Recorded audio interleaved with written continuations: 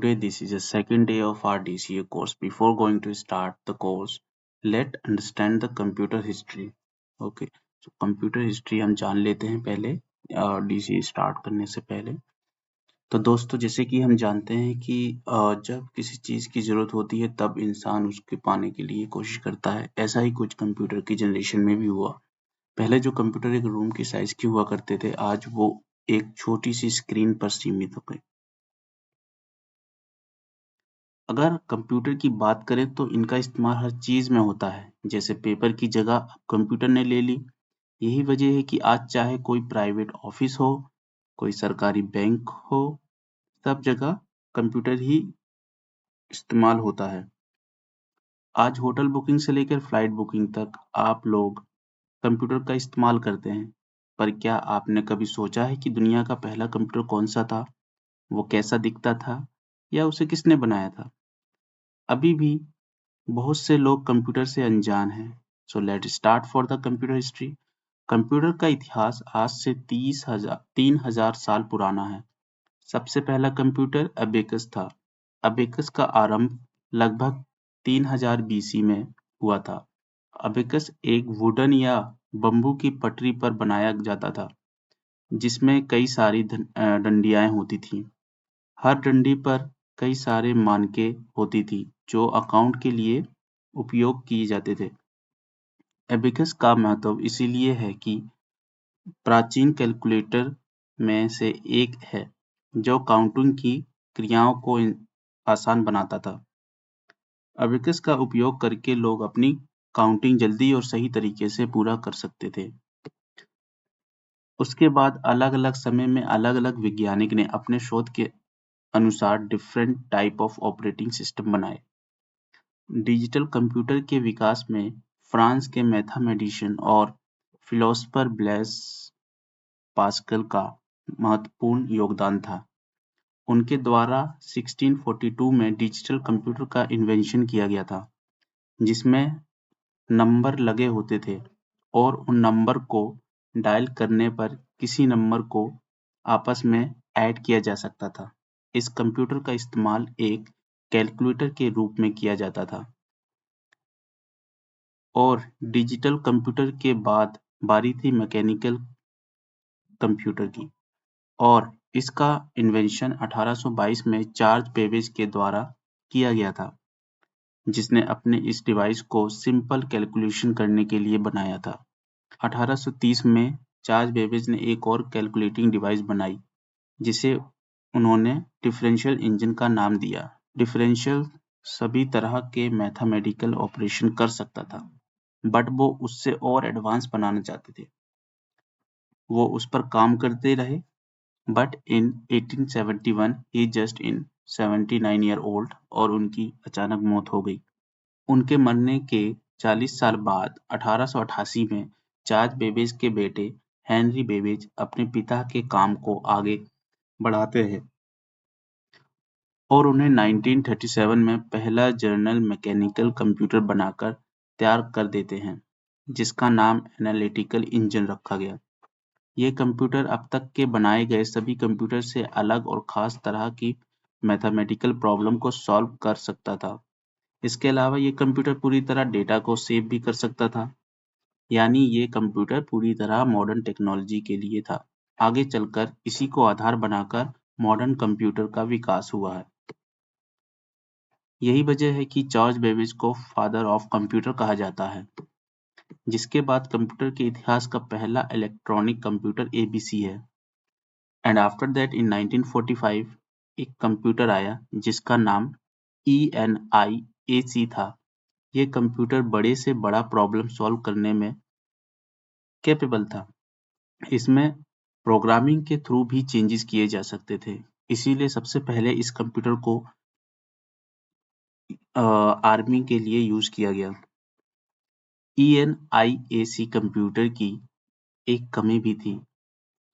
इसका वजन और साइज काफी बड़ा था। If we can talk about the size of this computer, तो इसे रखने के लिए लगभग 500 से 600 स्क्वायर वाला कमरा लगता था।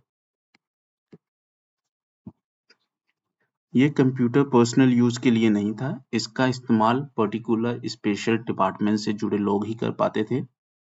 इन कंप्यूटर के आते ही कंप्यूटर इंडस्ट्री में एक रेवोल्यूशंस आया।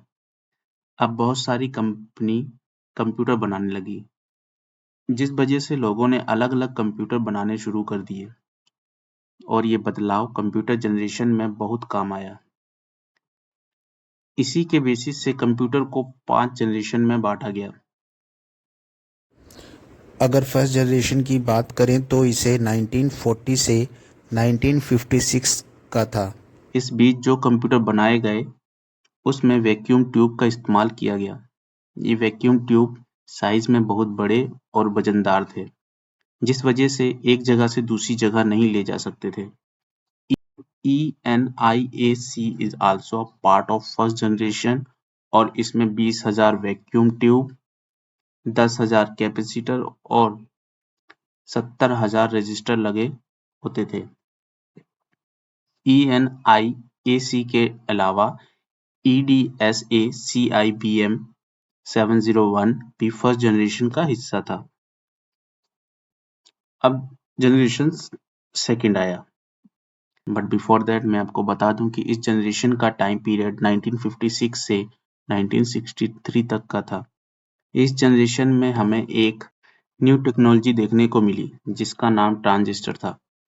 इस न्यू टेक्नोलॉजी ने कंप्यूटर में वैक्यूम ट्यूब खत्म कर दिए। इसके बाद कंप्यूटर में वैक्यूम ट्यूब की जगह पर ट्रांजिस्टर का इस्तेमाल होने लगा। ट्रांजिस्टर के इस्तेमाल की वजह से कंप्यूटर का साइज पहले से थोड़ा छोटा हो गया और वजन कम। इसके साथ साथ कंप्यूटर की प्रोसेस स्पीड भी बढ़ गई। इस जनरेशन के कंप्यूटर में IBM 707, फिल्को, ट्रांसेक S1000 एंड RCA 501 का नाम शामिल है।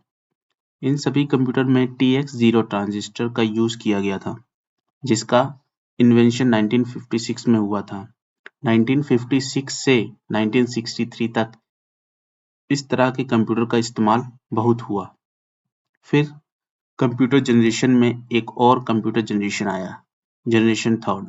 इस जनरेशन में IC यानी इंटीग्रेटेड सर्किट आया था, जिसने ट्रांजिस्टर का काम खत्म कर दिया था और कंप्यूटर और भी छोटा हो गया और साथ ही सेकंड जनरेशन कंप्यूटर से और भी ज़्यादा फास्ट कैलकुलेशन करने लगा। दुनिया में कंप्यूटर का रूप ही बदल गया और इसी तरह से थर्ड जनरेशन को गोल्डन जनरेशन का नाम दिया जाता है। उसके बाद 1972 से फोर्थ जनरेशन की शुरुआत होती है। इस जनरेशन में एक कंप्यूटर बड़े कमरे से निकलकर लोगों के डेस्क पर आ गया। इस जनरेशन में माइक्रो प्रोसेसर का इन्वेंशन हुआ, जिसमें कंप्यूटर को सुपर फास्ट के साथ साथ कॉम्पैक्ट भी कर दिया। इस वजह से आम इंसान भी अब बहुत ही आराम से इसे ले सकते थे।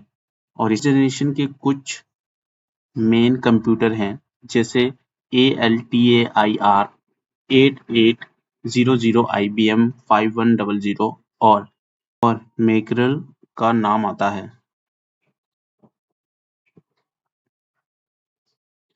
सो फ्रेंड्स, इसके बाद आता है जनरेशन फिफ्थ। कंप्यूटर के युग का सबसे मॉडर्न इन्वेंशन है, जिसकी शुरुआत 2010 में हुई थी। लेकिन ये कंप्यूटर जनरेशन अभी भी चल रही है और शायद आगे भी चलती जाएगी, क्योंकि इस जनरेशन के कंप्यूटर में AI का इस्तेमाल किया जाता है और आप जानते ही होंगे कि AI कितना पावरफुल है। इसके बारे में तो आप सभी जानते ही होंगे। AI आने के बाद से इंसान अपने लैंग्वेज में कंप्यूटर से बात कर सकता है। दोस्तों, let's go for the last question, जिसका जवाब जानना हमारे लिए सबसे ज़्यादा ज़रूरी हो जाता है, क्योंकि ये सवाल हमारे देश से जुड़ा है। हमारे देश में, भारत में कंप्यूटर कब और कौन लाया? भारत में कंप्यूटर युग का आरंभ साल 1952 से माना जाता है, क्योंकि इसी साल भारत में पहला कंप्यूटर दिव्यजेश दत्ता मजुमदार कोलकाता के इंडियन स्टैटिस्टिकल इंस्टीट्यूट में लगाया गया था। इसके बाद बेंगलोर में भी भारतीय विज्ञान संस्थान में इसी तरह के अन्य कंप्यूटर लगाए गए थे। पर दोस्तों, अगर सही मायने में देखा जाए तो भारत में कंप्यूटर की शुरुआत 1956 में हुई, क्योंकि इसी साल भारत में पहला डिजिटल कंप्यूटर लाया गया जिसका नाम HEC-2M कंप्यूटर था, जिसे इंग्लैंड में बनाया गया था। उस समय भारत जापान के बाद एशिया का दूसरा देश बन गया जो इस तरह की कंप्यूटर टेक्नोलॉजी का इस्तेमाल कर रहा था। इस कंप्यूटर में इनपुट और आउटपुट के लिए पंच कार्ड का उपयोग किया गया था। हालांकि आगे चलकर इसमें प्रिंटर को भी जोड़ दिया गया। इसके बाद 1958 में एक और कंप्यूटर भारत में लाया गया। भारत ने इस कंप्यूटर को रूस से खरीदा था जो आकार में SCM-2M से भी ज्यादा बड़ा था। इस कंप्यूटर का नाम URAL था। भारत में URAL और SCM-2M दोनों ही कंप्यूटर का इस्तेमाल साल 1964 तक किया गया था।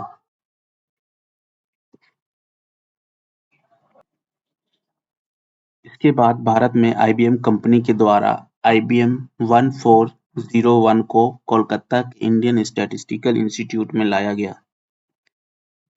ये एक प्रकार का डेटा प्रोसेसिंग कंप्यूटर सिस्टम था। इस कंप्यूटर सिस्टम को IBM कंपनी ने साल 1959 में बनाया था और बनाने के 5 साल बाद इसे भारत में लगा दिया गया। भारत में जो कंप्यूटर इस्तेमाल में किए गए वो सब विदेशों से खरीदे गए थे, लेकिन साल 1966 में भारत की दो institution Indian statistical institute and Kolkata के जादवपुर यूनिवर्सिटी ने मिलकर बनाया था, जिसका नाम ISU कंप्यूटर था। भारत में बना पहला सुपर कंप्यूटर परम 8000C DAC था। इसके बारे में तो आपने सुना ही होगा। खैर, अगर नहीं सुना होगा तो बता दूं कि परम 8000 को CDAC यानी centre for development of advance computing ने 1991 में आर्किटेक्ट P भाटकर की टीम द्वारा डेवलप किया गया था। जब परम 8000 सुपर कंप्यूटर पूरी तरह से बनकर तैयार हुआ था, उस समय ये दुनिया का सबसे पावरफुल कंप्यूटर था। इसे बनाने में कंपनी को 3 साल का समय और 3 करोड़ की लागत आई थी। परम 8000 सुपर कंप्यूटर साइज में इतना बड़ा था कि एक बड़े कमरे को पूरी तरह से घेर सकता था। सुपर कंप्यूटर को बनाने में सबसे बड़ा योगदान नालंदा यूनिवर्सिटी के चांसलर डॉक्टर विजय भाटकर का था।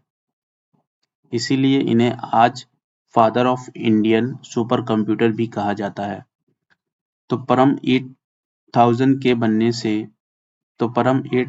बनने के 7 साल बाद परम 10000 को भी भारत ने बनाया। और इसे बनाने में भी डॉक्टर विजय भाटकर का सबसे बड़ा योगदान था। आपको जानकर खुशी होगी कि भारत अपनी सुपर कंप्यूटर को खुद बनाती है। इनफैक्ट आज के समय में पूरी दुनिया में भारत अपनी सुपर कंप्यूटर को एक्सपोर्ट भी करती है। तो दोस्तों, ये थी एक कंप्यूटर की छोटी सी हिस्ट्री। आई होप आपको पसंद आया होगा। आगे की वीडियोस में हम कंप्यूटर के बारे में और ज़्यादा जानेंगे। कंप्यूटर के हार्डवेयर पार्ट्स जानेंगे, मेमोरी पार्ट्स जानेंगे, इनपुट एंड आउटपुट डिवाइस जानेंगे, कंप्यूटर को हम कैसे चलाएं, कैसे फंक्शन क्रिएट करें, कैसे फोल्डर क्रिएट करें। Thanks for watching. हम मिलते हैं नेक्स्ट वीडियो में।